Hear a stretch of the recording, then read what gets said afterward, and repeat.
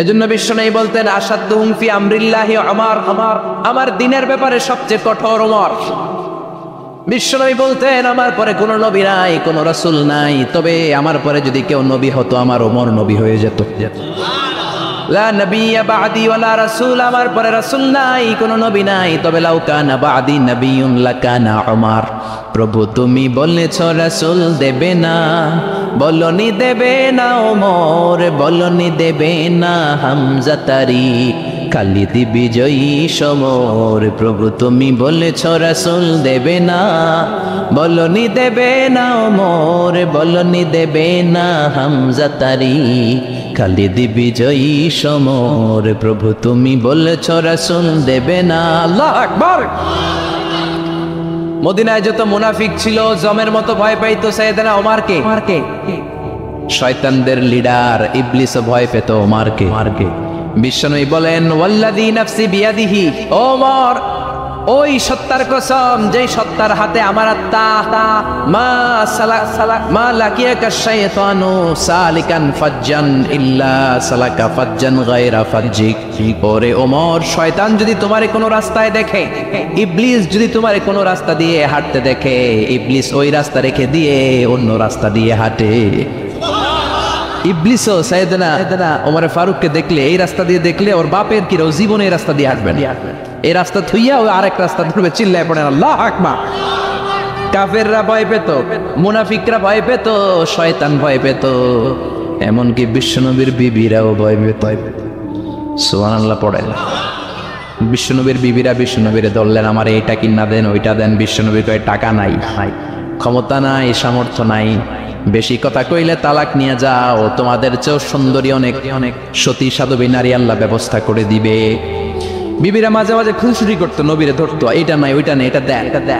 একবার সব বিবিরা টাইট করে ধরছে, ও নবী আয়েশার ঘরে যেদিন থাকেন সাহাবারা বেশি হাদিয়া পাঠায় কেন, আমাদের ঘরে যেদিন থাকেন পাঠায় না কেন? কালকে জুমার নামাজের পরে ঘোষণা দিবেন সবার ঘরে সমান সমান হাদিয়া। নবী কয় আমি হাইতান্ন। ও মিয়া, কে হাদিয়া দিবে, কটুক দিবে, এটা কি ইমাম সাহেবের কাজ?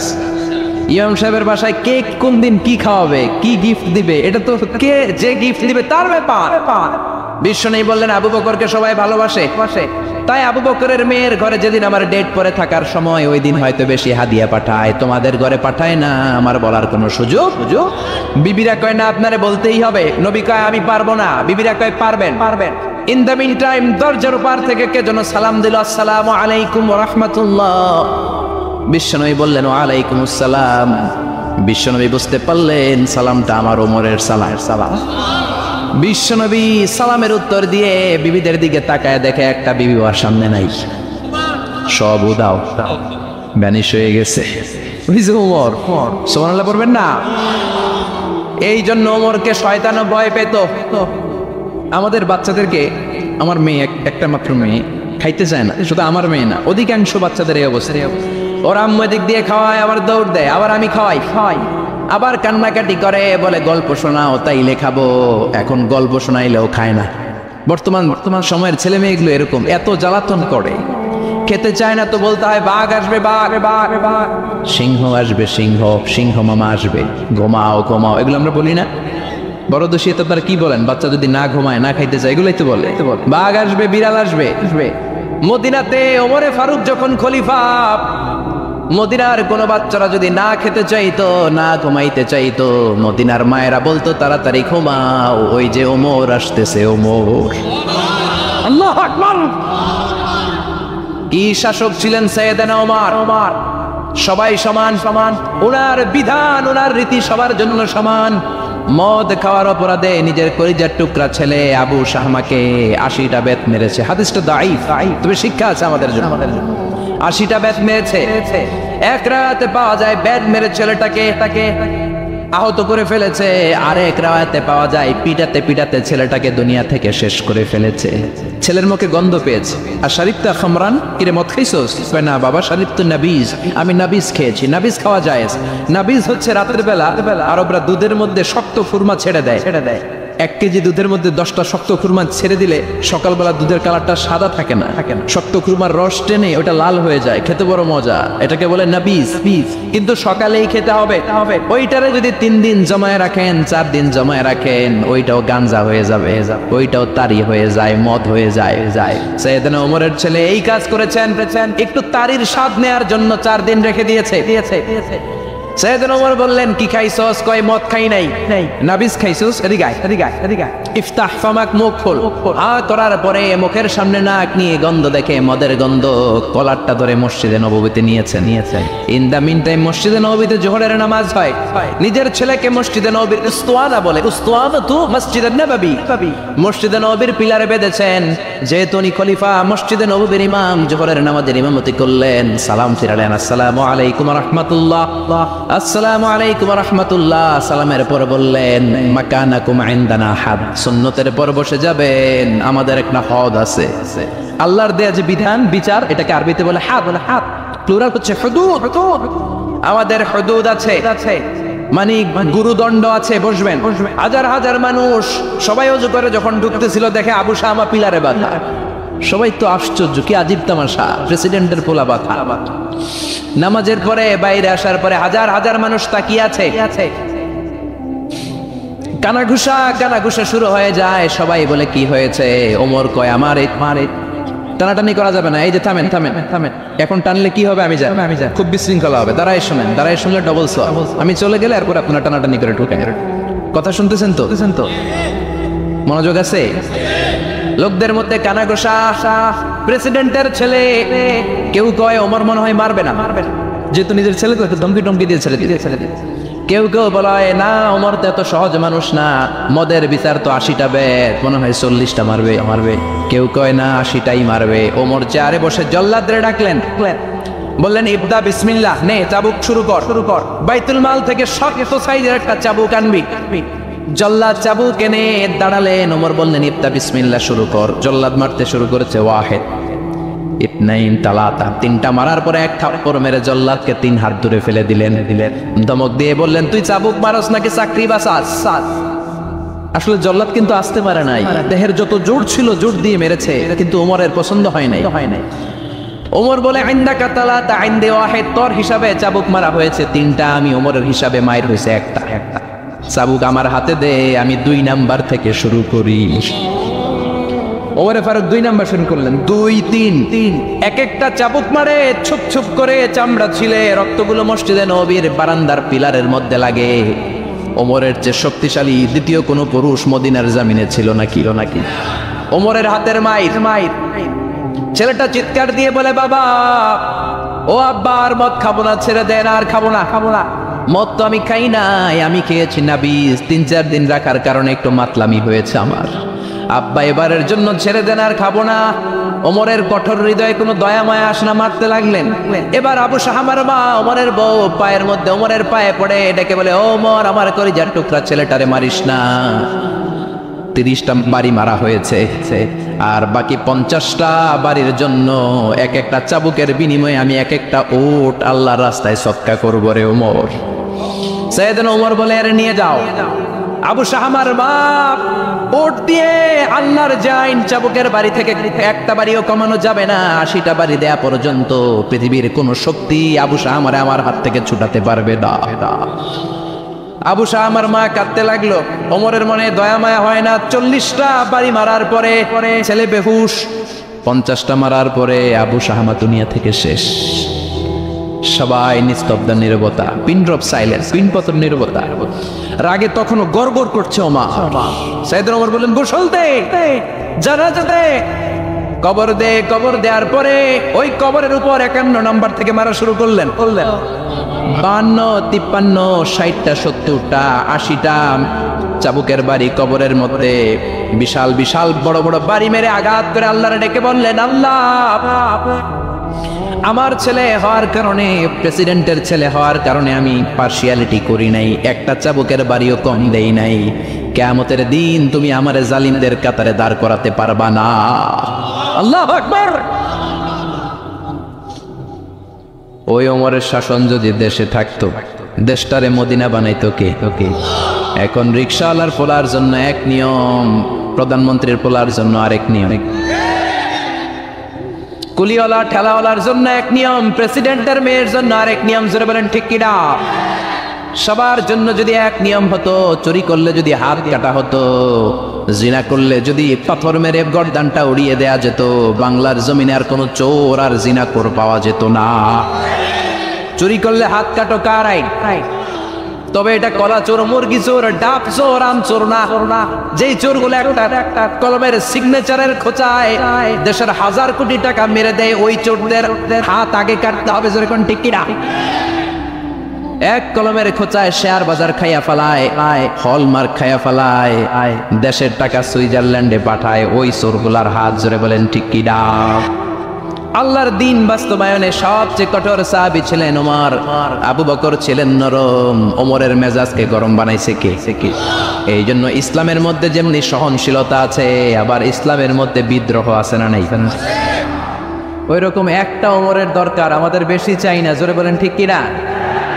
দাও খোদা দাও আমায় আবার ওমর দারাজ দিল, দাও খোদা দাও আমায় আবার ওমর দারাজ দিল, দাও আলীর মতো বীর সেনানী, আলীর মতো বীর সেনানী জাগাতে নিখিল,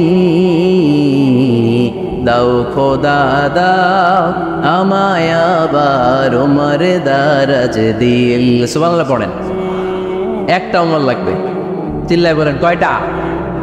ওই ওমরের অপেক্ষায় বাংলাদেশ সহ গোটা মুসলিম উম্মাহ, ঠিক কিনা? একটা ওমরে যথেষ্ট। আমাদের সেন্ট্রাল লিডারশিপ নাই তো, আমাদেরকে এদিকে লাথি মারলে আমরা ওইদিকে যাই, ওদিক থেকে গোতা মারলে আমরা এদিকে যাই। আমাদের রিপ্রেজেন্টেটিভ, আমাদের প্রতিনিধিত্ব করার মতো কোনো কেন্দ্রীয় লিডারশিপ নেতৃবৃন্দ গোটা বিশ্বে নাই, ঠিক কিনা? আমরা সেই ওমরে ফারুকের অপেক্ষায়, আমরা সেই ইমাম আল বাহাদির অপেক্ষায়। এই ওমরে ফারুক আমাদের মডেল, ঠিক কিনা? থার্ড ইন পজিশন এই পুরা উম্মতের মধ্যে ওনার পজিশন নাম্বার 3। 1 নাম্বার পজিশন বিশ্বনবীর, কার? 2 নাম্বার পজিশন কার? আবু বকর। 3 নাম্বার পজিশন কার? ওমরে ফারুকের। বিশ্বনবী বলতেন লা নবিয়্যা বা'দি, লা নবিয়্যা বা'দি, আমার পরে কোনো নবী নাই। ওয়ালা রাসূলা, আমার পরে কোনো রাসূলও নাই। আমার নবীর পরে আর কোনো নবী আছে? আমার নবীর পরে আর কোনো রাসূল আছে? এই যে কাদিয়ানি যে একটা সম্প্রদায় আছে, এরা কি মুসলিম নাকি অমুসলিম? মুসলিম সম্প্রদায়ের সাথে এদের কোনো সম্পর্ক নাই। চিল্লা বলেন ঠিক কিনা? এরা যদি মুসলমান হতে চায়, আমার নবী দ্য লাস্ট মেসেঞ্জার বিশ্বনবীকে খাতামুন নবী হিসেবে সংবাদ সম্মেলন করে গোটা বিশ্বকে জানাই দিতে হবে, তারপরে তাদেরকে আমরা মুসলিম হিসেবে স্বীকৃতি দিব। চিল্লা বলেন ঠিক কিনা? তা না হলে তারা কোন ধর্মের এটাকে জানাই দিতে হবে। No inferiority complex, no identity crisis. Identity ক্রাইসিসে থাকা যাবে না। আপনারা কোন ধর্মের এটা জানায় দেন। আপনারা বিশ্বনবীরও শেষ নবী মানবেন না, আবার মুসলিম বলেও নিজেদেরকে ট্যাগ লাগাতে চাইবেন। সাধারণ মুসলমানরা এটা এই ধোঁকাবাজি মানে না। চিল্লায় বলেন ঠিক কিনা? আমার নবীর পরে কোনো নবী নাই, আমার রাসূলের পরে কোনো রাসূল নাই, ঠিক কিনা? আল্লাহর হাবিব বলতেন লাউ কানা বা'দি নাবিয়্যুন লাকানা উমর, তবে আমার পরে যদি নবী হওয়ার যোগ্যতা কারো থাকে, আমার ওমরের ওই যোগ্যতা আছে। সুবহানাল্লাহ পড়েন। প্রভু তুমি বলেছ রাসূল দেবে না, বলনি দেবে না ওমর, বলনি দেবে না হামজা তারি, খালিদ বিজয় সমর। প্রভু তুমি বলেছ রাসূল দেবে না, বলনি দেবে না ওমর, বলনি দেবে না হামজা তারি, খালিদ বিজয় সমর। প্রভু তুমি বলেছ রাসূল দেবে না। সুবহানাল্লাহ পড়েন। এজন্য আমরা একটা ওমর চাই। কয়টা? বেশি লাগবে? নেতার মতো নেতা কয়টা লাগে? জোরে বলেন কয়টা? Enough, that's enough. Umar Farooq our super hero. ওনার সাথে বিশ্বনবী সাল্লাল্লাহু আলাইহি ওয়াসাল্লামের মুসাহারার সম্পর্ক ছিল। ওমরে ফারুক যে বিশ্বনবীর শ্বশুর, এটা অনেকে জানেই না। ওমরে ফারুক রাদিয়াল্লাহু তাআলা আনহু বিশ্বনবীর শ্বশুর ছিলেন। এটা আজকে নতুন শুনছেন, কে কে হাত তোলেন? দেখছেন হুজুর, সঠিক বলছি না আমি? অনেকে আমরা জানি না। মাশাআল্লাহ, জানতে লজ্জা নাই, শিখতে লজ্জা নাই। লজ্জা হচ্ছে অজ্ঞতায় আর মূর্খতায়, ঠিক কিনা? আমরা শিখতে রাজি আছি। যে কথা বলে আমরা তার ছাত্র। আমার আগে হুজুর কথা বলতেছিলেন, আমরা ছিলাম ছাত্র। এখন আমি কথা বলতেছি, এখন আমরা সবাই হয়ে গেছি ছাত্র, ঠিক কিনা? যিনি বলেন তিনি শিক্ষক, বাকিরা আমরা ছাত্র, ঠিক কিনা? 4 খলিফার 2 খলিফা, ইসলামের 4 খলিফার 2 খলিফা বিশ্বনবীর মেয়ের জামাই, আর বাকি 2 খলিফা বিশ্বনবীর শ্বশুর। সুবহানাল্লাহ পড়েন। সাইয়েদনা আলী রাদিয়াল্লাহু তাআলা আনহু, সাইয়েদনা উসমান যুন নূরাইন বিশ্বনবীর মেয়ের জামাই। উসমান রাদিয়াল্লাহু তাআলা আনহুর কাছে বিশ্বনবী 2 মেয়েকে বিয়ে দিয়েছিলেন। একজন মারা যাওয়ার পরে আরেকজন। বিশ্বনবী বলেছেন এরপরে আরেকটা থাকলে ওইটারও বিয়ে দিতা। সুবহানাল্লাহ পড়বেন না? 2 জন ছিল মেয়ের জামাই আর 2 জন ছিল শ্বশুর। সাইয়েদনা আবু বকর শ্বশুর, বিশ্বনবীর স্ত্রী আম্মা জান আয়েশা রাদিয়াল্লাহু তাআলা আনহার বাবা। বিশ্বনবীর স্ত্রী আম্মা জান হাফসা রাদিয়াল্লাহু তাআলা আনহার বাবা ছিল সাইয়েদনা ওমর ফারুক। চিল্লায় পড়ে আল্লাহু আকবার। জানো তো না পজিশন না? সাইয়্যিদু কুহুলিল জান্নাহ, জান্নাতে যত নারীরা যাবে নারীদের সর্দারিনী হবে সাইয়্যিদাতুনা ফাতেমা রাদিয়াল্লাহু তাআলা আনহা। এই ফরিদপুরের যত ইয়াংস্টাররা তোমরা যারা জান্নাতে যাবে তোমাদের লিডার হবে সাইয়েদনা হাসান আর হুসাইন রাদিয়াল্লাহু তাআলা আনহুমা। আর বয়স্ক মুরব্বীরা যারা জান্নাতে ঢুকবেন আপনাদের লিডার হবে সাইয়েদনা আবু বকর আর সাইয়েদনা ওমর ফারুক রাদিয়াল্লাহু তাআলা। সুবহানাল্লাহ পড়তে পারলেন না? ওমর ফারুক এটা সাধারণ কোনো ক্যারেক্টারিস্টিক্স নয়। ওনাকে আল্লাহ তাআলা নলেজও দিয়েছেন, আবার দিনদারিও দিয়েছেন। আমার দিনী ভাইয়েরা খেয়াল রাখবেন, কোনো আলেমের মধ্যে বা কোনো নেতার মধ্যে যদি এই দুইটার সমন্বয় আপনি পান, যে তার জ্ঞানও আছে আবার দিনদারিও আছে, হি belongs the knowledge and he belongs the তাকওয়া, সে গোটা বিশ্বকে জয় করে ফেলবে, ঠিক কিনা? যার মধ্যে জ্ঞান আছে, যার মধ্যে তাকওয়া আছে, তার কেউ থামায় রাখতে পারে? ওমরে ফারুককে এই 2 নেয়ামত দিয়ে ধন্য করেছে কে? সহিহ বুখারীর বর্ণনা। বিশ্বনবী সাহাবীদের সামনে একটা স্বপ্নের কথা বলছেন। বিশ্বনবী বললেন, আমি স্বপ্নে দেখলাম আমার আঙ্গুলের ফাঁকা থেকে দুধ বের হচ্ছে। আমি তৃপ্তি সহকারে দুধ খেলাম। খাওয়ার পরে দেখলাম আঙ্গুলের মধ্যে একটু দুধ লেগে আছে। আমার আঙ্গুলে অতিরিক্ত লেগে থাকা দুধটা আমি ওমরে ফারুকের মুখের মধ্যে লাগিয়ে দিলাম। সাহাবারা বললেন, ইয়া রাসূলুল্লাহ, ইয়া হাবিবাল্লাহ, মাযা আওয়ালতা বিহি, এই স্বপ্নের আপনি কি ব্যাখ্যা করলেন? আমরা তো বুঝলাম না। বিশ্বনবী বললেন, আওয়ালতু বিহি আল ইলম, আমি এই দুধ দিয়ে জ্ঞানের ব্যাখ্যা করেছি, কারণ ওমরকে আল্লাহ যেই জ্ঞান দিয়েছে গোটা বিশ্বের কাউকে এত জ্ঞান দেয় না। এজন্য স্বপ্নে যদি কেউ দেখেন যে আপনি দুধ খাচ্ছেন, তার মানে আল্লাহ তাআলা আপনার জ্ঞান বাড়ায় দিবেন। ওমর ফারুককে দুধ খেয়ে অতিরিক্ত দুধের অংশটা বিশ্বনবী আবু বকর রাদিয়াল্লাহু তাআলা আনহুর মুখে দেন, সাইয়েদনা ওসমানের মুখে দেন নাই, আলী রাদিয়াল্লাহু তাআলা আনহুর মুখে দেন নাই। স্বপ্নে ওই অতিরিক্ত লেগে থাকা দুধটা বিশ্বনবী ওমর ফারুকের ঠোঁটের মধ্যে লাগিয়ে দিয়েছেন। এই হাদিস থেকে প্রমাণ পায় আল্লাহ তাআলা জ্ঞানের নেয়ামতে সাইয়েদনা ওমর ফারুককে ধন্য করেছেন। আবার বুখারীর বর্ণনা, বিশ্বনবী সাল্লাল্লাহু আলাইহি ওয়াসাল্লাম আরেকটা স্বপ্নের বর্ণনা দিচ্ছেন। তিনি বললেন, তোমাদের সবাইকে স্বপ্নে আমার সামনে দাঁড় করানো হলো। আমি দেখলাম তোমাদের কারো জুব্বা নাভি পর্যন্ত, কারো জুব্বা হাঁটু পর্যন্ত, কারো জুব্বা টাকনো পর্যন্ত। ওমরে ফারুককে যখন স্বপ্নে আমার সামনে দাঁড় করিয়ে দেয়া হলো, আমি দেখলাম ওমরের জুব্বা এত লম্বা, ওমর টেনে হিচড়ে তার জুব্বা নিয়ে সামনে হেঁটে যাচ্ছে।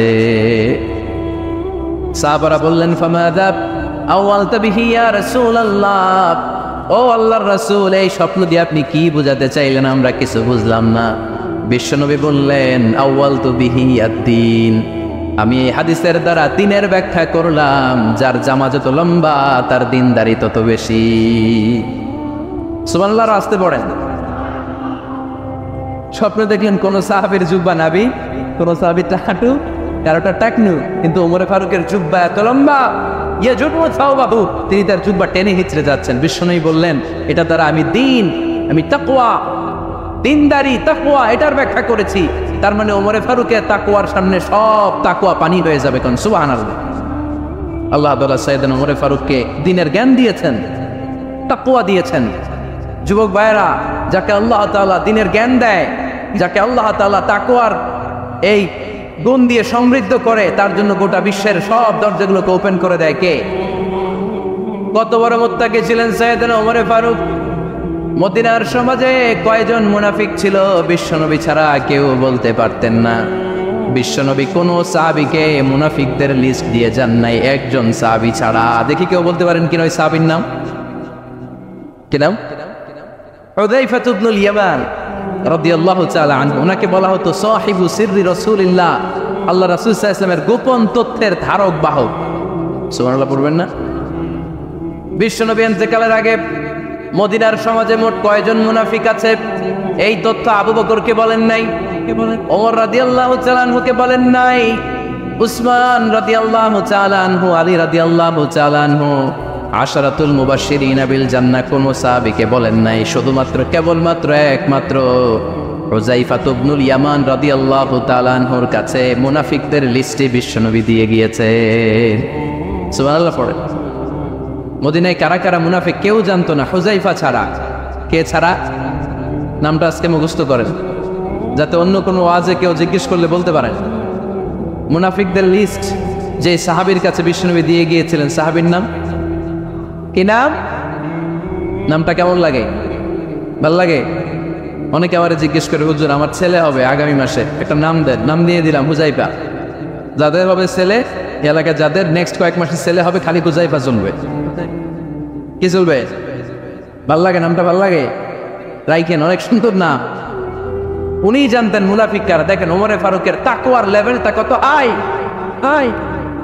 ওমরে ফারুক একদিন হুযায়ফা রাদিয়াল্লাহু তাআলা আনহুর কাছে গেলেন, যে বললেন, হুযায়ফা, বিশ্বনবী ইন্তেকালের আগে মুনাফিকদের নামের লিস্টটা কারো কাছে দেয় নাই, আমার জানা নাই, সাইয়েদনা আবু বকরের জানা নাই, কোন সাহাবীর জানা নাই, তুমি ছাড়া। আমি তোমার কাছে জানতে চাই, আমি ওমরের নামটা ওই মুনাফিকদের খাতায় আছে কিনা আমার একটু বলো। আমার ওমরের নামটা ওই মুনাফিকদের লিস্টিতে একটু আছে কিনা, নামটা একটু বলো। যদি থাকে আমি ভালো হয়ে যাব। আমি নেফাকে দূর করে পাক্কা মুমিন হতে চাই। আমার নাম যদি মুনাফিকের লিস্টে থাকে আমি তো শেষ। হুযায়ফা চোখের পানি ছেড়ে দিয়ে বলে, আমিরুল মুমিনিন, কেমন প্রশ্ন করলেন আপনি? আপনি বিশ্বনবীর শ্বশুর। এই উম্মতে আপনার পজিশন 3 নাম্বার। আপনারে মুনাফিকরা ভয় পায়, শয়তান আপনারে ভয় পায়। আপনি জান্নাতে সব বয়স্ক লোকদেরকে নিয়ে জান্নাতের মধ্যে আগে আগে ঢুকবেন, কেমন করে মুনাফিকদের কাতারে আপনার নাম থাকতে পারে? ওয়ার সুবহানাল্লাহ পড়ে। কি বিনয়ী, কি তাকওয়া। হুযায়ফাকে যে ধরতেন, হুযায়ফা একটু বলো না আমার নামটা মুনাফিকদের লিস্টিতে আছে কিনা। ওমরে ফারুকের যদি এই টেনশন থাকে যে আমি মুনাফিক হয়ে গেলাম কিনা, আমাদের এই টেনশন থাকার দরকার আছে না নাই? হ্যাঁ, যেন সব সময় আল্লাহর কাছে দোয়া করতে হবে, আল্লাহ তুমি নেফাকি থেকে আমাদেরকে বাঁচাও। আরো জোরে পড়েন আমিন। ওমরে ফারুক রাদিয়াল্লাহু তাআলা আনহু আমাদের সুপার হিরো, আমাদের সবাই বলেন আমাদের। উনি কত বড় সুপার হিরো শুনেন। উনি জুমার খুতবা দিচ্ছেন। কি দিচ্ছেন? মসজিদে নববীতে খুতবার মাঝখানে হঠাৎ বললেন, ইয়া সারিয়াতুল জাবাল, ইয়া সারিয়াত ইবনে জানিমিল জাবাল। এই কথা বলেই আবার খুতবা দিতে শুরু করলেন। ওনার এই ইয়া সারিয়াত ইবনে জানিমিল জাবালের সাথে আগের কথারও কোনো মিল নাই, পরের কথারও কোনো মিল নাই। জুমার নামাজের পর মুসল্লি সাহাবারা ধরলেন, বললেন, ইয়া আমিরাল মুমিনিন। খুতবার মাঝখানে হঠাৎ করে ইয়া সারিয়াত ইবনে জানিমিল জাবাল বলে আপনি চিৎকার করলেন কেন?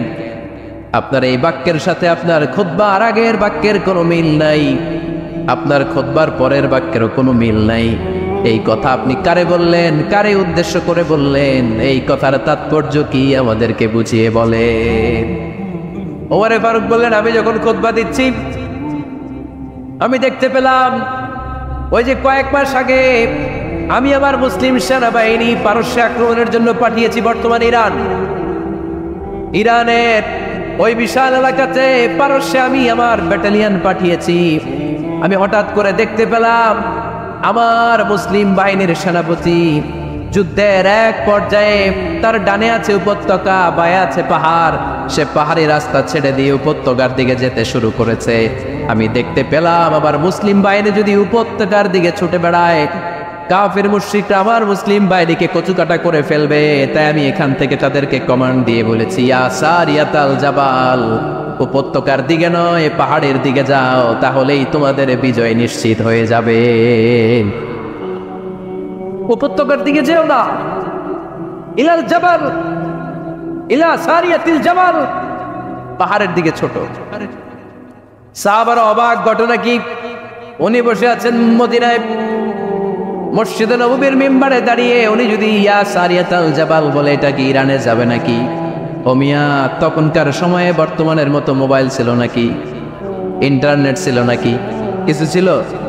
খালি মুখে আমি যদি বলি ইয়া সারিয়াতাল জাবাল, এটা ইরানে যাবে, ইন্ডিয়ায় যাবে, ঢাকায় তো যাবে, ফরিদপুর শহরেই তো বসবে না, ঠিক কিনা? কিন্তু এটা আমিরুল মুমিনিন, বিশ্বাসী সাহাবারা বিশ্বাস করে নিল। কিছু মুনাফিক ছিল, এরা কয় না, ঝামেলা আছে, এটা তো সম্ভব না। এক কাজ করি, এই সেনাপতি যখন বিজয়ী বেশে মদিনায় ফিরে আসবে আর আমরা ধরব। এরা দিন গুনতে লাগলো, এই সেনাপতি মুসলিম বাহিনী নিয়ে পারস্য জয় করে কবে ফিরে আসবে। এই মুনাফিকের দলগুলো কখনো সেনাবাহিনীকে অভ্যর্থনা জানাতে যেত না, কিন্তু এইবার সবার আগে মদিনার উপকণ্ঠে যে সেনাপতিদেরকে অভ্যর্থনা জানানোর জন্য ফুল নিয়ে রেডি। ফুল নিয়ে দাঁড়ায় আছে। সেনাপতি ঠুকার সাথে সাথে ধরছে, এই সেনাপতি কোত্থেকে আসছে? কয় পারস্য জয় করে আসছি। কয় এমন এমন দিন, জুমার দিন দুপুরবেলা যুদ্ধের মাঝখানে আমিরুল মুমিনিনের কণ্ঠের কোনো কথাবার্তা শুনছো নাকি? সেনাপতি অবাক, কয় তোমরা জানলা কেমনে? শুনছি তো। সুবহানাল্লাহ পড়বেন না?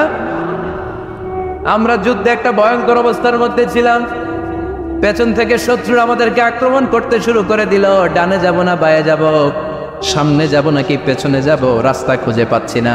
ডান দিকে ছিল আমাদের উপত্যকার রাস্তা, বাঁ দিকে ছিল পাহাড়ি পথ। আমরা সোজা পথ হবে মনে করে উপত্যকার দিকে ছুটতে আরম্ভ করলাম। হঠাৎ করে আমিরুল মুমিনিনের কণ্ঠ বজ্র কণ্ঠে আমার কানের মধ্যে ভেসে আসলো।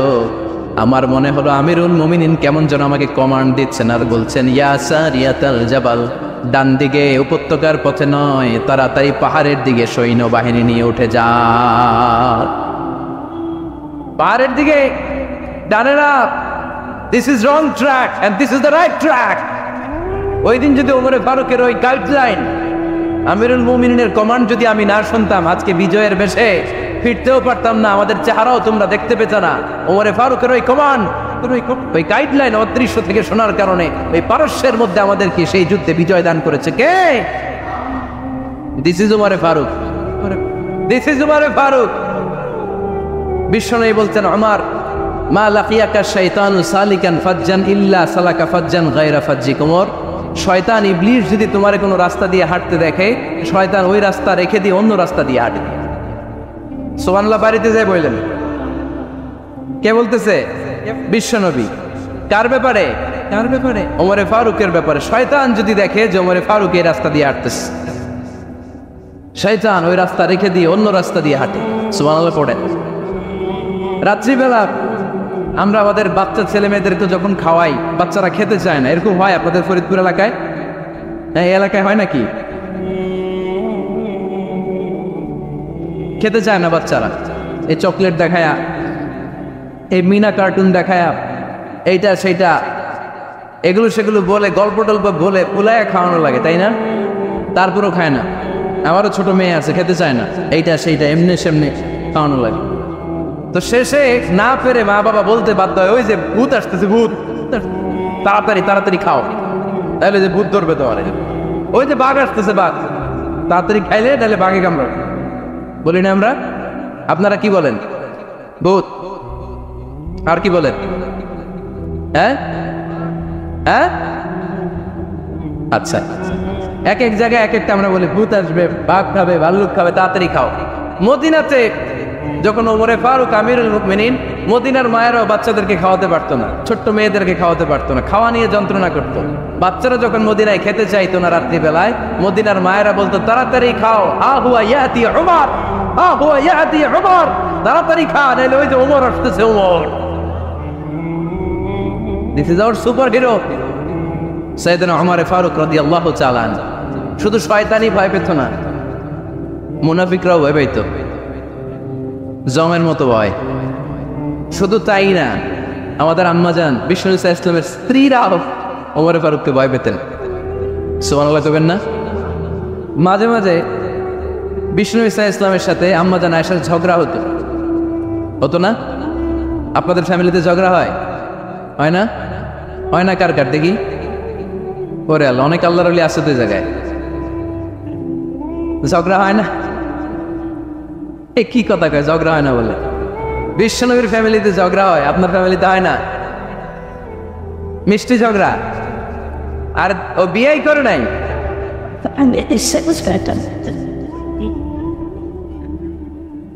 ঝগড়া তো হবেই। দাম্পত্য জীবনের মজাটাই তো এখানে, কখনো ঝগড়া কখনো আনন্দ, একটু বৃষ্টি একটু রোদ, একটু হাসি একটু কান্না, ভালো লাগা ভালোবাসা শেয়ার করে নেয়া, মিলেমিশে একাকার হয়ে যাও, ঠিক কিনা? তো আল্লাহর হাবিব সাল্লাল্লাহু আলাইহি ওয়াসাল্লামের সাথে আম্মাজান আয়েশার ঝগড়া হতো। তো একদিন ঝগড়া হয়ে দুইজন রেগে আছে। খবরদার দুইজন রেগে থাকবেন না, আবার একজন রাখলে আরেকজন থেমে যাবেন, কারণ এই ছোট্ট ঝগড়া থেকে এটা অনেক সময় বিচ্ছেদের দিকে গড়ায়। আমার প্রিয় ফরিদপুরবাসী, ভাবি রেগে গেলে আপনি রাইগেন না, ওই দিন আপনি একটু ঠান্ডা থাকেন। আবার আপনি রেগে গেলে, আমার মাইকের আওয়াজ যদি ভাবিরা শুনেন, আপনারা রেগে যায় না, একটু ঠান্ডা থাকবে। দুইজনে রেগে গেলে তো তৃতীয় বিশ্বযুদ্ধ শুরু হবে, তাই না? একজন রেগে গেলে আরেকজন ঠান্ডা, কারণ এই সামান্য ঝগড়া থেকে ইগোর কারণে এটা বিচ্ছেদ আর ডিভোর্স পর্যন্ত গড়ায়। আর শয়তান এখানে উস্কানি দেয়, কারণ ইমানদারদের ফ্যামিলি ভাঙতে পারলে শয়তান সবচেয়ে বড় খুশি হয়, আর ইমানদারদের ফ্যামিলি টিকে থাকলে খুশি হয়ে যায় কে? আম্মাজান আয়েশা রাদিয়াল্লাহু তাআলা আনহার সাথে বিষ্ণু সাল্লাল্লাহু আলাইহি ওয়াসাল্লামের ঝগড়া হতো মাঝে মাঝে। একবার ঝগড়া হলো, বিষ্ণু সাল্লাল্লাহু আলাইহি ওয়াসাল্লাম রাগ, আম্মাজান আয়েশাও রাগ। বিষ্ণু বললেন, আয়েশা ঝগড়া করে আর কতক্ষণ থাকবো, আসো মিটমাট করি। আয়েশা রাদিয়াল্লাহু বললেন, ঠিক আছে মিটমাট করবো। তো বিষ্ণু সাল্লাল্লাহু আলাইহি ওয়াসাল্লাম বললেন, মিটমাটের জন্য কারে ডাকবো? ওমরে ডাকি। কয় না, ওমরে না, ওমর গালিজ, ওমর অনেক রাগে, আমার ডর লাগে। কয় তাহলে তোমার আব্বারে ডাকি। কয় ডাকেন। কি খুশি, মেয়েদের মধ্যে অভ্যাসটা আছে না নাই? তাহলে তোমার আব্বারে ডাকি, ডাকেন। ডেকে নিয়ে আসা হলো। আবু বকর রাদিয়াল্লাহু তাআলা আনহু দাঁড়ালেন, আম্মাজান আয়েশা দাঁড়ালেন, বিশ্বনবীও দাঁড়ালেন। বিশ্বনবী বললেন, আয়েশা তোমার আব্বা আসছে, এবার ঘটনা খুলে বলার পালা, তুমি বলবা নাকি আমি বলবো? আম্মাজান আয়েশা বললেন, আপনি বলেন, তবে ওয়ালা তাকুল ইল্লা হাক্কান, যেটা ঘটছে ওইটাই বললেন, মিথ্যা কথা কইেন না। আবু বকর রাদিয়াল্লাহু তাআলা রেগে মেগে আগুন, কি এই কথা তুমি কেমন করে বলো? বিষ্ণুনবী কি মিথ্যা কথা কখনো বলবে? রেগে রেগে দিলেন মেয়ের গালে এক চড়। বানিয়ে বলতেছি না, মুসনাদ আহমদ ইবনে হাম্বলের হাদিস। বাবার হাতের থাপ্পড়কে আম্মাজান আয়েশা উল্টে বললেন। সাইয়েদনা আবু বকর রাগে গড়গড় করছেন, আবার মারার জন্য তেড়ে গেলেন। এবার বাঁচার জন্য আম্মাজান আয়েশা বিশ্বনবীর পিছনে যে আশ্রয় নিলেন, বিশ্বনবী বাঁচানোর জন্য দুই হাত মেলে দাঁড়িয়ে গেলেন। পড়েন সুবহানাল্লাহ।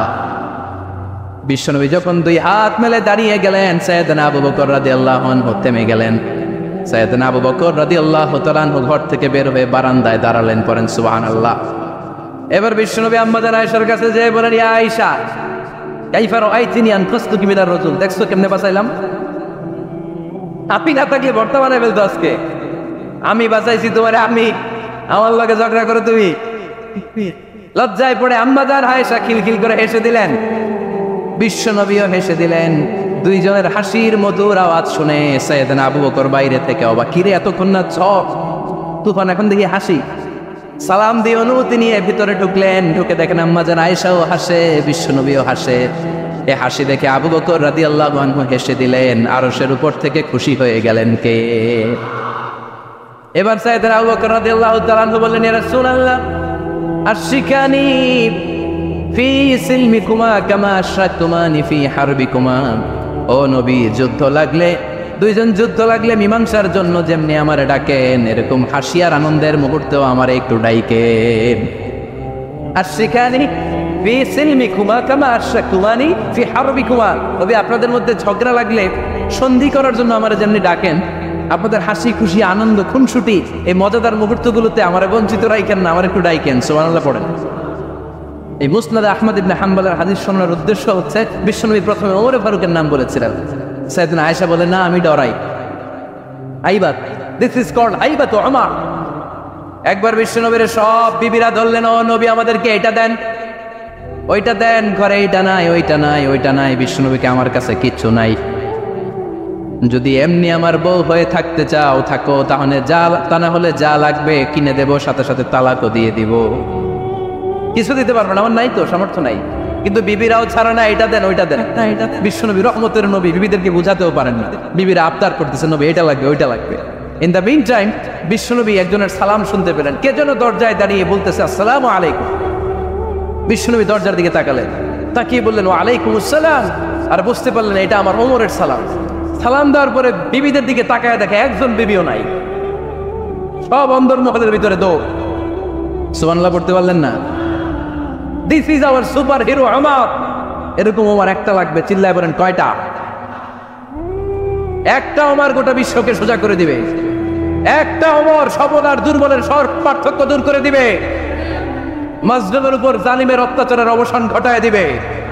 গোটা বিশ্বটাকে সাম্য, মৈত্রী, ভালোবাসার ইনসাফ দিয়ে পরিপূর্ণ করে দিবে। সেই ওমরের অপেক্ষায় আমরা।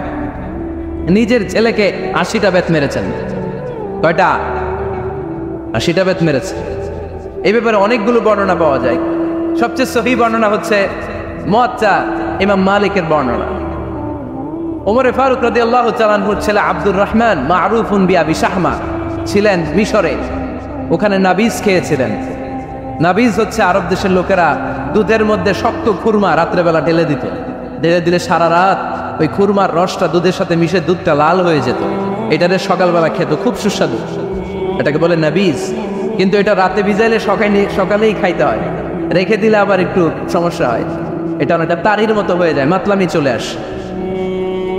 তো ওমরে ফারুকের ছেলে নাবিজ খেয়েছেন, মদ খাননি, নাবিজ। কিন্তু নাবিজ খাওয়াতে সাকরান চলে এসেছে। সাকরান চলে আসাতে এটা যখন প্রমাণিত হয়েছে, আমর ইবনে আস রাদিয়াল্লাহু তাআলা আনহু ওনাকে 80 বেত মেরেছেন মিশরে। কয় বেত? নিয়ম হচ্ছে সবার সামনে, কিন্তু সবার সামনে না মেরে একটু গোপনে মেরেছে। এই তথ্য যখন ওমরে ফারুকের কাছে এসেছে, উনি বললেন না, মারতে হবে সবার সামনে, আলাদা মারলা কেন? ও মদিনায় ফিরে আসলে আমি আবার 80টা মারব। মদিনায় ফিরে আসার পরে সাইয়েদনা ওমরে ফারুক ওই আগের 80টারে আর ধরেন নাই, নিজ হাতে আবার 80টা বেত মেরেছেন। এই বেত মারার 1 মাস পরে এই আবু শাহমা ইন্তেকাল করেছে। অনেক ঐতিহাসিক বলে এই বেতের আঘাতে মরেছে, কেউ কেউ বলেছে নিজের রোগের কারণে মরেছে। কিন্তু দিস ইজ দ্য ইনসাফ সিস্টেম অফ ওমর। নিজের ছেলে বলে ছেড়ে দেয় নাই। এখন নিজের ছেলে হইলে 7 খুন মাফ, নেতার ছেলে হইলে 10 খুন মাফ, এলাকার মরণের ছেলে হইলে 10 খুন মাফ। নো পার্সিয়ালিটি ইন ইসলাম। ইসলামে পার্সিয়ালিটি নাই। আপনি নেতার ছেলে হন, আপনি বিজনেস ম্যাগনেটের ছেলে হন, আপনি যেই হন না কেন, ইসলামের দৃষ্টিতে সবাই সমান। চিল্লায় বলেন ঠিক কিনা? বানু মখজুমিয়া গোত্রের এক নারী চুরিতে ধরা পড়ল।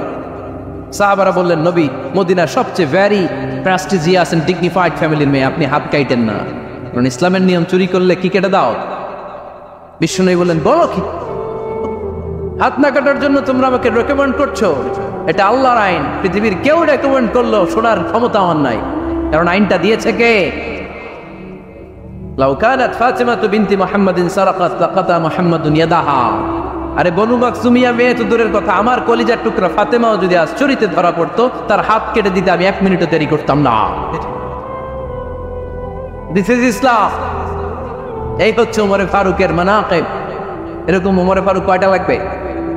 আওয়াজ করে বলতে হবে কয়টা লাগবে? 1টা লাগবে। এই সাইয়েদনা ওমরে ফারুক মদিনার প্রথম চিফ জাস্টিস ছিলেন। সর্বপ্রথম ওনার পরামর্শে সাইয়েদনা আবু বকর রাদিয়াল্লাহু তাআলা আনহু কোরআনকে সংকলন করেছেন। আমরা এই যে কোরআন পড়ি 30 পারা, এমদাদিয়া লাইব্রেরির 114টা সূরা, কত সুন্দর সন্নিবেশ করা হয়েছে, এখানে সাজানো হয়েছে। আল্লাহর হাবিব সাল্লাল্লাহু আলাইহি ওয়াসাল্লামের সময় কি এরকম কোরআন ছিল নাকি? ছিল? ছিল। খেজুর পাতার মধ্যে, গাছের বাকলের মধ্যে, ওটের বড় হাড্ডির মধ্যে আর পাথরের মধ্যে খোদাই করা কোরআন ছিল। সাইয়েদনা আবু বকরের সময় রাদিয়াল্লাহু তাআলা আনহুর সময় যুদ্ধ হলো, 70 জন হাফেজ সাহাবী ইন্তেকাল করলেন। সাইয়েদনা আবু বকর রাদিয়াল্লাহু তাআলা আনহুকে ডেকে ওমরে ফারুক বললেন, ও আবু বকর, এইভাবে হাফেজে কোরআন সাহাবীরা যদি দুনিয়া থেকে বিদায় হয়ে যায়, আল্লাহর কোরআনও তো বিদায় হয়ে যাবে। আমার পরামর্শ হলো আপনি সব বয়োজ্যেষ্ঠ সাহাবীদেরকে একসাথে করে কোরআনের সব কাগজগুলোকে একসাথে করে একটা নির্ধারিত কপির মধ্যে কোরআনকে সংকলন করে ফেলেন। সাইয়েদনা আবু বকর বললেন, যেটা আমার নবী করে না, এটা আমি কেমনে করি? কিন্তু ওমরে ফারুক নাচরবান্দা বলে না, এটা করলে কোনো খারাপ হবে না, ভালোই হবে। মুসলিম উম্মার জন্য এক জায়গায় কোরআন সন্নিবেশিত থাকবে, আপনি করেন। সাইয়েদনা আবু বকর রাজি হয় না, ওমরে ফারুকও ছাড়ে না। ওমরে ফারুক বলতে বলতে এমন ভাবে সাইয়েদনা আবু বকর রাদিয়াল্লাহু তাআলা আনহুকে ধরলেন। সব শেষে সাইয়েদনা আবু বকর ওমরে ফারুকের কথায় কোরআন সংকলনে রাজি হয়ে গেলেন। পড়েন সুবহানাল্লাহ। উনি বললেন, ওমর যখন আমাকে বারবার বুঝাতে লাগলো, আল্লাহ তাআলা আমার হৃদয়টা ওমরের কথা শোনার জন্য খুলে দিলেন। আল্লাহ তাআলা কেমন যেন আমাকে ইলহাম করলেন, আবু বকর করো, এই কাজের মধ্য দিয়ে আমি আমার কোরআনকে গোটা বিশ্বে জীবিত রেখে দেব। This is Umar. এই যে আমরা হিজরি সনের যে আমরা গণনা করি, এই হিজরি সনের প্রবর্তক হচ্ছে সাইয়েদনা ওমরে ফারুক।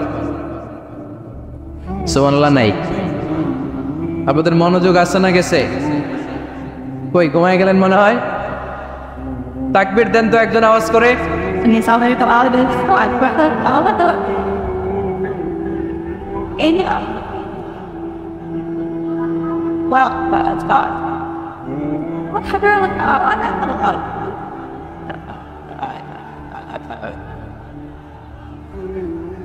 মাশাআল্লাহ মাশাআল্লাহ। বসেন, এখনই শেষ করে দেব কিছু সময়ের মধ্যে। আমরা একসাথে বিদায় নেব ইনশাআল্লাহ। ওঠা বসা করবেন না, বসেন। সাইয়েদনা ওমর ফারুক এই হিজরি সনের গণনা শুরু করেছে। সাহাবারা বলল, আমিরুল মুমিনিন, খ্রিস্টানদের ঈসাই সন আছে, আমাদের মুসলমানদের কোনো সন নাই। আমাদের একটা সন থাকলে আমাদের জিজিয়া নিতে, আমাদের যাকাতের টাকা উত্তোলন করতে অনেক সুবিধা হবে। ওমর ফারুক বললেন, তাহলে কোন সালকে হিজরি, কোন সালকে মুসলিম সাল হিসেবে আমরা ঘোষণা দিতে পারি? একজন বলল, আমার নবী যেই সালে জন্মগ্রহণ করেছেন ওই সালে। ওমর ফারুক বললেন, না, আমার নবীর জন্ম আমাদের জন্য খুশির দিন, কিন্তু এটা আমাদের জন্য প্রেরণা নয়। প্রেরণা নবীর কাজে, ঠিক কিনা? আরো কিছু সাহাবারা বলল, তাহলে যেই সালে আমার নবী ইন্তেকাল করেছে ওইটারে প্রথম সাল ধরেন। ওমর ফারুক বললেন, না, যেদিন তিনি ইন্তেকাল করেছেন এটা আমাদের দুঃখের দিন, এটা আমাদের প্রেরণা নয়। আমাদের প্রেরণা হচ্ছে বিশ্বনবীর ত্যাগ, তিতিক্ষা আর কাজের মধ্য দিয়ে। জোরে কোন ঠিক কিনা? ওমর ফারুক বললেন, যেদিন বিশ্বনবী ইসলাম রক্ষায় নিজের মাতৃভূমি ছেড়ে মক্কা থেকে মদিনায় গিয়েছেন, ওই দিনটাকে হিজরি প্রথম দিন ধরে আমরা হিজরি সাল গণনা করে শুরু করে দিব। ওইটাই হচ্ছে হিজরি সন। সেখান থেকে হিজরি সনের প্রবর্তন করেছেন সাইয়েদনা ওমর ফারুক রাদিয়াল্লাহু তাআলা আনহু। এই যে স্টেট গভর্নমেন্ট, এই যে প্রিজন, জেলখানা, ক্যান্টনমেন্ট, সচিবালয়, গণভবন, বঙ্গভবন, মুক্তিযোদ্ধাদের ভাতা, রাষ্ট্রীয় ভাতা, এই সব নিয়ম কানুন সাইয়েদনা ওমর ফারুক তার রাষ্ট্রীয় আমলে তিনি নিজে করেছেন। চিল্লায় পড়েন আল্লাহু আকবার। আল্লাহ বললেন, ও ফেরেশতা কুল, সবাই আমার আদেশ মোতাবেক আদমকে সেজদা করো। সবাই সেজদা করলো, একজন ছাড়া, সে কে? আরো জোরে বলেন। অস্বীকার করলো, ওয়াস্তাকবার, অহংকার দেখালো, ওয়া কানা মিনাল কাফিরিন, কাফেরদের অন্তর্ভুক্ত হলো, জাহান্নামীদের সর্দার হলো। কয়টা সেজদার আদেশ? আওয়াজ করে বলেন, কয়টা সেজদার আদেশ অমান্য করছে? সেজদা কয়টা দেয় নাই? আপনি দেন নাই কয়টা? হ্যাঁ, আমরা দেই নাই কয়টা? এক সেজদা না দিয়া জাহান্নামীদের লিডার। আমরা সেজদা মিস করছি কয়টা? মুসলমান সেজদায় লুটিয়ে পড়তে হবে একজনের খুশির জন্য। তিনি কে? তাহলে কোরআনকে যে প্রশ্ন করেছি, কোরআন সব উত্তর দিয়ে ফেললো। কোরআন আমাদেরকে জানিয়ে দিল, তোমরা সবাই আল্লাহর নৈকট্যপ্রাপ্ত বান্দা হতে চাও, আল্লাহর কাছের বান্দা হতে চাও, তাহলে ওয়াসজুদ, কি করো? সবাই বলে নাই, আওয়াজ করে বলো মুসলমান, ওয়াসজুদ মানে কি? সেজদা করো। সেজদা করলেই আল্লাহর কাছে যাওয়া যায়। মনের যত জ্বালা যন্ত্রণা দুঃখ ব্যথা আপনি সেজদায় পড়ে আল্লাহরে বলেন। কোনো বায়া লাগবে না, কোনো মিডিয়া লাগে না, কোনো সিরিয়াল লাগে না, কোনো অ্যাপয়েন্টমেন্ট লাগে না। ডাকতে দেরি, ডাকে সাড়া দিতে দেরি হয় না। তাহলে কোরআনের আলোকে আজকে আমরা জেনে গেলাম আল্লাহর কাছে যেতে হলে সেজদায় লুটিয়ে পড়তে হয়। এবার আমরা সুন্নাহর আলোকে জানার চেষ্টা করব কি করে আল্লাহর কাছে যেতে হয়। শুনবেন, কষ্ট হচ্ছে নাকি আপনাদের? সুন্নাহকে যদি আমরা জিজ্ঞেস করি, বিশ্বনবী রেখে যাওয়া সুন্নাতে যদি আমরা একটু তালাশ করি, একটু স্ক্যানিং করি, একটু চোখ গোলাই, তাহলে সুন্নাহ আমাদেরকে বলে বেশি বেশি নফল ইবাদত করো আর আল্লাহর নৈকট্য হাসিল করো। সুবহানাল্লাহ বলবেন না? কোরআন বলেছে সেজদায় লুটিয়ে পড়ো। যা যা বললাম আমি ওঠার আগে জিজ্ঞেস করে আবার শুনে যাব, কারণ আমি মনে করি এটা ক্লাস। এটা কি ক্লাসে পড়া দেওয়া নেওয়া আছে না নাই? এতক্ষণ পড়ানোর পরে জিজ্ঞেস করার দরকার আছে না নেই? কোরআন বলছে কি আর সুন্নাহ কি বলে? নফল ইবাদত। আওয়াজ করে বলতে হবে সুন্নাহ কি বলে। বুখারীর বর্ণনা, আল্লাহর হাবিব সাল্লাল্লাহু আলাইহি ওয়াসাল্লাম বলেন, মা ইয়াজালু আবদি ইয়াতাকাররাবু ইলাইয়া বিন-নওয়াফিল, বান্দা যত বেশি নফল ইবাদত করতে থাকে, করতে করতে করতে করতে বান্দা আমার কাছের নৈকট্য প্রাপ্ত বান্দা হয়ে যায়। হাত্তা উহিব্বাহু, এরপর আমি আমার বান্দারে এত ভালোবাসি, কুনতু সামআহুল্লাযী ইয়াসমাউ বিহি, বান্দা যখন শোনে সে তার নিজের কান দিয়ে শোনে না, আমি আল্লাহর কানে শোনে। কুনতু বাসারাহুল্লাযী ইউবসিরু বিহি, বান্দা যখন দেখে নিজের চোখে দেখে না, আমি আল্লাহর চোখে দেখে। ওয়ায়াদাহুল্লাযী ইয়াবতিশু বিহা, বান্দা যখন কিছু ধরে বান্দার হাতে ধরে না, আমি আল্লাহর হাতে ধরে। ওয়ারিজলাহুল্লাতী ইয়ামশি বিহা, বান্দা যখন হেঁটে যায় ওর নিজের পায়ে হাঁটে না, কেমন যেন আমি আল্লাহর পায়ে হাঁটে।